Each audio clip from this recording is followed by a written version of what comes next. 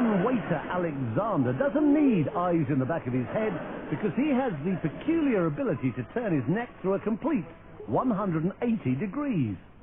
Normally the muscles and the vertebrae in the neck prevent that happening, but because of a peculiarity in his spine, Alexander has confounded orthopedic specialists for years. Many years ago, I started doing gymnastics, he says. That's when I noticed that my vertebrae seem to be very flexible and that I can turn my head farther than normal.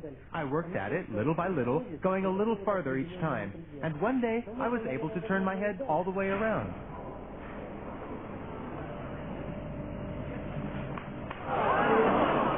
Despite the somewhat unsettling crunching of bones, Alexander claims to feel no pain, which is more than could be said for the people sitting behind him on a bus.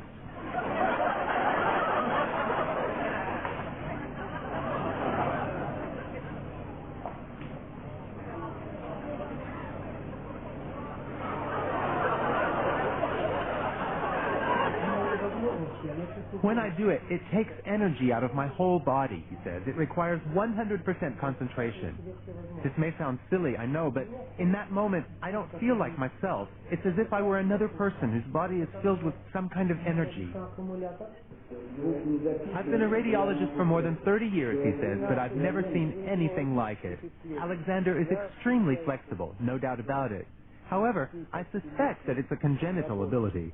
It's not something anyone could learn or train for. On the contrary, if someone else were to try it, they would surely break their neck.